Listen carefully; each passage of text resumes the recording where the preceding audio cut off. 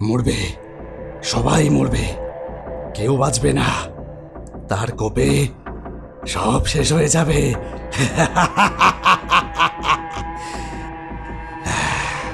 তোরা কেউ কথা শুনিসনি, এবার সেও কথা শুনবে না।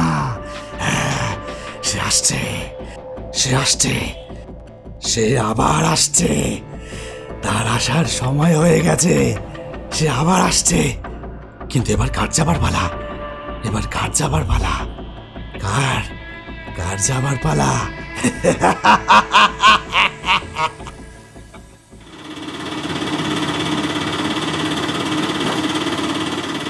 নিন, এর বেশি আর যাওয়া যাবে না। সত্যি সত্যি আর যাবে না? হ্যাঁ, আপনাকে তো আগেই বলেছিলাম। আমি ভেবেছিলাম মনে হয় মজা করছো। কাবেরীকে নিয়ে মজা করার সাহস শুধু আমি কেন, এ তল্লাটে কারণ নেই। এই একটা দিন 23শে মে, এই দিনে আপনি সন্ধ্যায় নামার পর গ্রামের কাউকে আর রাস্তায় দেখতে পাবেন না। কোনো বাড়ির দরজাও খোলা পাবেন না। চিৎকার করে ডেকে ডেকে সাড়া হলেও কেউ সাড়া দেবে না। এখান থেকে উদয়পুরের শুরু। আপনাকে যেতে হলে হেঁটেই যেতে হবে। ঠিক আছে, আর কি করা যাবে।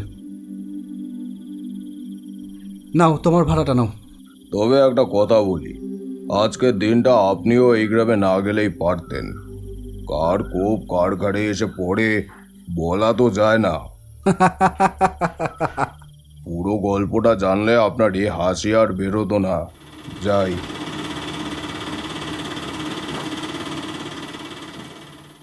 8 বছর পরে নিজের গ্রামের মুখোমুখি এসে দাঁড়ালাম।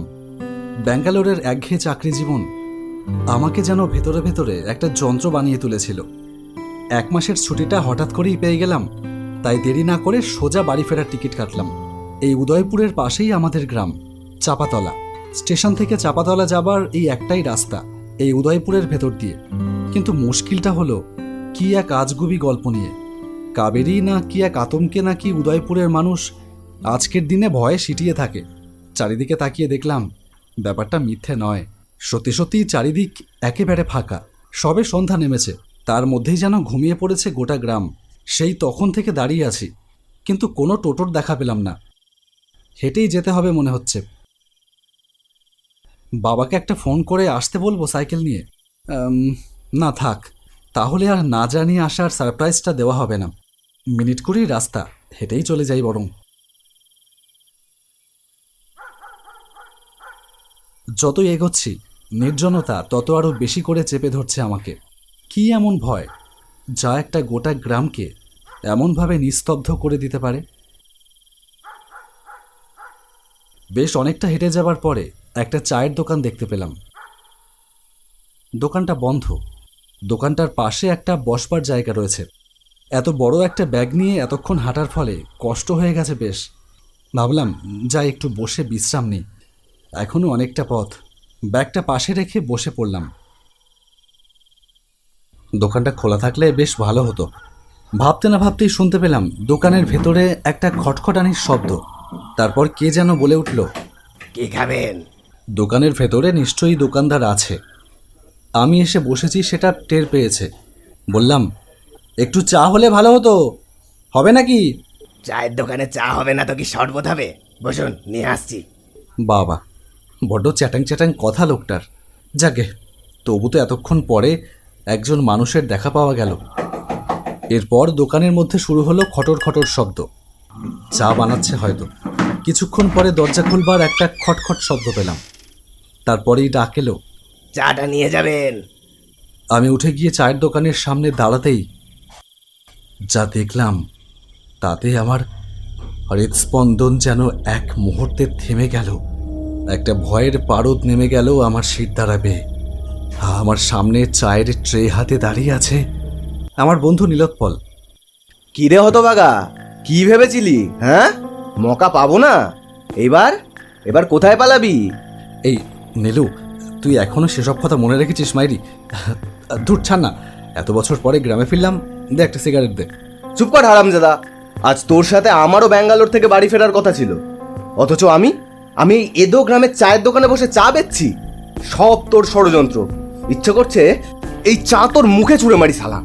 নীলু, সেদিন আমি যা করেছিলাম তা তোর বাবার জন্যই করেছিলাম। আমার বাবার জন্য? এসব কি বলছিস তুই? আমি ঠিকই বলছি, সেই কথা আমি আজ পর্যন্ত তোকে বলিনি। দে চাটা দে বলছি। নে গেল, কিন্তু যা বলবি সত্যি বলবি, সত্যি ছাড়া মিথ্যে বলবি না। তোকে মিথ্যে বলার আমার দরকার নেই। সেদিন তোর বাবাকে মুখের ওপরে না বলতে পারিনি, কিন্তু পরে বুঝেছিলাম কাজটা আমি ঠিক করিনি। তোর বাবা তোকে যেতে দিতে চায়নি নিজের স্বার্থে। কি করেছিল আমার বাবা? ব্যাঙ্গালোরে যাবার আগের দিন রাতে তোর বাবা আমার কাছে এসেছিল। সোমনাথ, তোমার কাছে একটা অনুরোধ নিয়ে এসেছি বাবা, তুমি কিন্তু আমাকে ফিরিয়ে দিও না। ছি, অনুরোধ কেন বলছেন? আপনি তো আমারও বাবারই মতন, বলুন না কি বলবেন। সব বাবাই তো তার ছেলের ভালো চায় বলো, আমিও তাই চাই, কিন্তু আমি বড় নিরুপায় বাবা। নীলোৎপল চলে গেলে আমরা বড় অসহায় হয়ে যাব। ওর মা ভালো চোখে দেখে না, আমিও গাঁটের ব্যথায় বেশিক্ষণ দাঁড়িয়ে থাকতে পারি না। ওই একটা ছোট দোকানের ওপর নির্ভর করে আমাদের সংসার চলে। হ্যাঁ, এসব তো আমি জানি, আর সেজন্যই তো নীলু এত কষ্ট করে প্রস্তুতি নিয়ে ইন্টারভিউ দিয়ে পাশ করে চাকরিটা পেয়েছে। ও কিন্তু সবসময় আপনাদের কথাই ভাবে। ও ব্যাঙ্গালোর থেকে প্রতি মাসে টাকা পাঠাবে। শুধু টাকাটাই সব না সোমনাথ, এই সময় ওর আমাদের পাশে থাকাটা আরও বেশি দরকার। ব্যাঙ্গালোরের মতন শহরে যখন ও চাকরি জোটাতে পেরেছে, তাহলে এখানে কোথাও ঠিক একটা ব্যবস্থা হয়ে যাবে। বুঝেছি, এখন আমাকে কি করতে বলছেন? ও আমাদের বারণ শুনছে না। আমি জানি তুমি বোঝালেও শুনবে না। যাবে যখন ঠিক করেছে তখন যাবেই। ও হয়েছে আমার মতন ভীষণ জেদি, বুঝলে? তোমাকে একটু কৌশল করে ওর যাওয়াটাকে আটকে দিতে হবে বাবা। কি করবে আমি তোমাকে বলে দিচ্ছি, শোনো।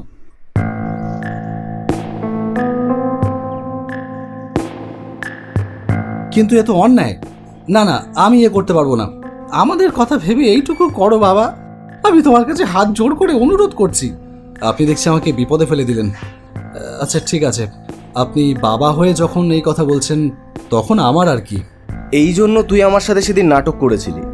হ্যাঁ, সকাল সকাল আমার বাড়ি এসে বলে গেলি ফ্লাইট 2 ঘন্টা লেট। আমার কাছ থেকে টিকিটটা নিয়ে গেলি অনলাইন ভেরিফাই করানোর নাম করে। ওই টিকিটটা ছিল আমার স্বপ্ন পূরণের টিকিট। সেটা কৌশল করে আমার কাছ থেকে ছিনিয়ে নিয়ে তুই ব্যাঙ্গালোর চলে গেলি, আর আমি পড়ে থাকলাম এই এদো গ্রামে। তোর বাবা কোথায়? বাবা মারা গেছে 1 বছর হলো, আজই তার মৃত্যুবার্ষিকী ছিল।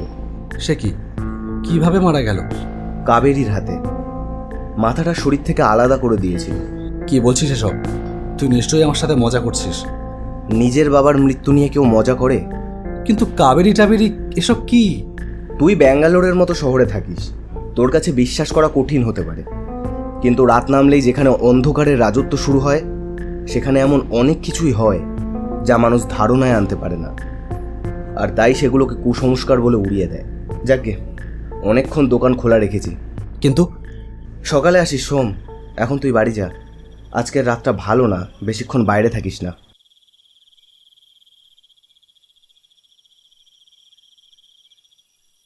দোকান থেকে বেরিয়ে আবার হাঁটতে থাকলাম। কিছুক্ষণ হেঁটে যাবার পরে হঠাৎ শুনতে পেলাম দূর থেকে কে যেন আর্তনাদ করে উঠল। তারপর এক তীব্র যন্ত্রণায় সে আবার চিৎকার করে উঠল, আর তারপরেই শুনতে পেলাম এক মহিলার বিকট অট্টহাসি। সঙ্গে সঙ্গে দূরে কোথাও যেন একটা শিয়াল বিকটভাবে চিৎকার করে উঠল। এইবার যেন আমার শিরদাঁড়ার কাছে একটা শিহরণ অনুভব করলাম। বুঝলাম আমার ভয় করছে। কি ছিল এটা? কে এইভাবে চিৎকার করে উঠল? এমনভাবে হাসলই বা কে? এ কোন মেয়ে? চারিদিকের থমথমে ভাব, এই নির্জনতা আমাকে আতঙ্কিত করে তুলল।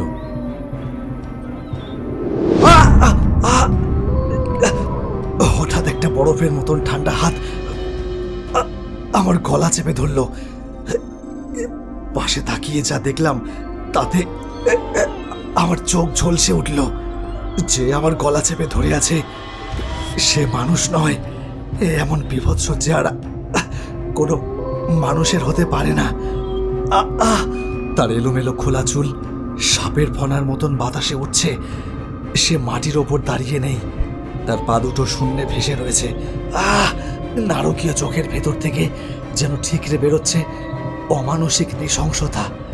তার হাতের তীব্র চাপে আমার গলা থেকে রক্ত বেরোতে লাগলো। বহু কষ্টে বললাম, আমাকে ছেড়ে দাও, আমাকে ছেড়ে দাও। ওকে ছেড়ে দে মা, ও কিছু করেনি, তুই ওকে ছেড়ে দে। ওকে কিছু করিস না, ওকে ছেড়ে দে, ছেড়ে দে মা, ওকে ছেড়ে দে। তারপরেই আমার গলা আলগা হয়ে গেল আর আমি জ্ঞান হারিয়ে মাটিতে আছড়ে পড়লাম। চোখে মুখে জলের ছিটে অনুভব করায় জ্ঞান ফিরল। তাকিয়ে দেখলাম আমার বাড়িতে আমার বিছানায় শুয়ে আছি। আমি চোখ মেলে তাকাতেই বাবা ধমক দিয়ে বলল, টাটিয়ে 2 চড় মারা দরকার। 2 দিন শহরে চাকরি করে নিজেকে বড় হনু ভেবে বসে আছো নাকি? হ্যাঁ, একটা খবর দিয়ে আসতে পারোনি? ভোরবেলায় মাছওয়ালারা বাড়িতে দিয়ে গেল, রাস্তায় অজ্ঞান হয়ে পড়েছিলিস। কি হয়েছিল বলতো? আর গলায় ওইভাবে কেটে গেল কি করে? হ্যাঁ, আমার গলা চেপে ধরবার সমস্ত ঘটনা খুলে বললাম। সমস্তটা শুনে বাবা আমার মুখের দিকে খানিকক্ষণ তাকিয়ে থাকলো, তারপর বলল, যা দাঁত মেজে আয়, তোর মা জল খাবার দেবে। বলেই বাবা পাশের ঘরে চলে গেল। বুঝলাম বাবা এই বিষয়ে কিছুই আমাকে বলতে চাইছে না। আর বাবা যখন বলতে চাইছে না, তখন শত চেষ্টা করলেও ওনার মুখ খোলানো যাবে না কিছুতেই। আমার মোবাইল ফোনটা টেবিলের ওপরেই রাখা ছিল, সেটা হাতে নিয়ে নীলোৎপলের নাম্বারটা ডায়াল করলাম। কি ব্যাপার, সকাল সকাল আমার কাছে ফোন, কি মনে করে? নীলু, একবার দেখা কর দেখি, তোর সাথে একটু দরকার আছে। তুই ঘন্টাখানেক বাদে একবার বামুনতলার ঘাটে আয়। কিরে, আসবি তো? ঠিক আছে, আসছি।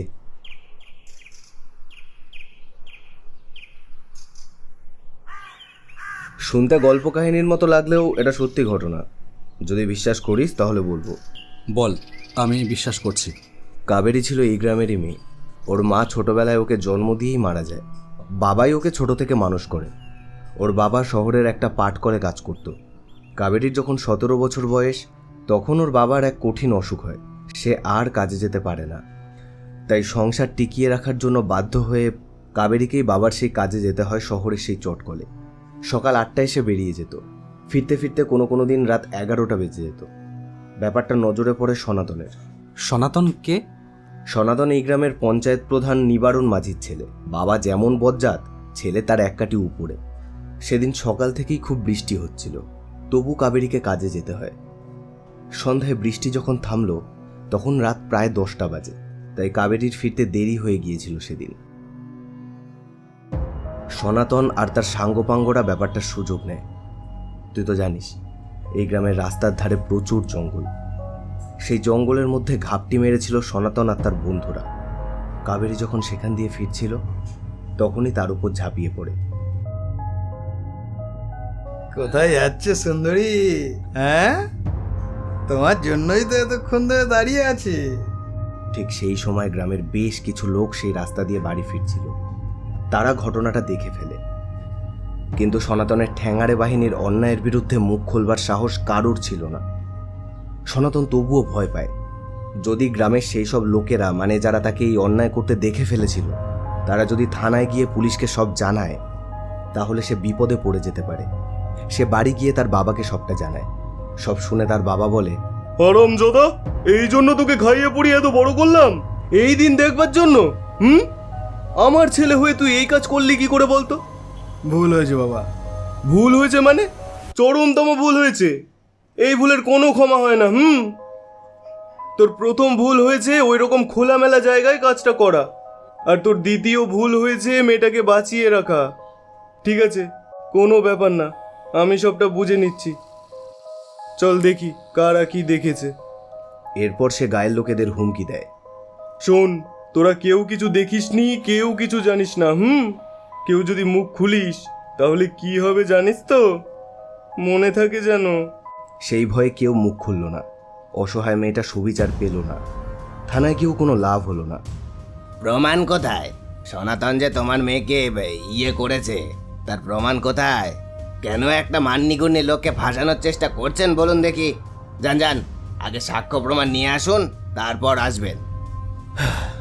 আত্মহত্যা করা ছাড়া মেয়েটার আর কোনো উপায় ছিল না। দড়িতে ঝোলবার আগে সে বলে গিয়েছিল, আমি কাউকে ছাড়বো না। যারা আমাকে এই পথ বেছে নিতে বাধ্য করলো, আমি তাদের কাউকে ছাড়বো না। আমি আবার ফিরে আসবো।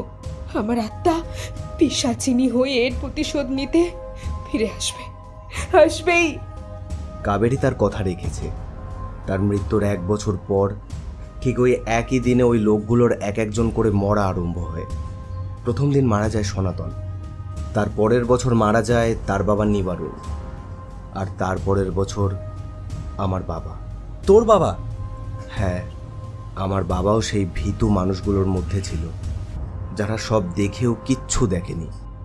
তাদেরও এক এক করে সবাইকে মরতে হয়, কেউ পার পায়নি। কিন্তু তুই এত কথা কিভাবে জানলি? এই একটা প্রশ্নের উত্তর আমি দিতে পারবো না, তুই জিজ্ঞেস করিস না। লক্ষ্য করলাম নীলোৎপল মাথা নিচু করল, তার চোখ দুটো হঠাৎ ছলছল করে উঠল। সোমনাথ, এবার যাই, গিয়ে দোকান খুলতে হবে। আমি বোধহয় বুঝে গেলাম তার না বলা কথা। তার ছলছল দুটো চোখ আমার প্রশ্নের উত্তর দিয়ে গেছে নীরবে।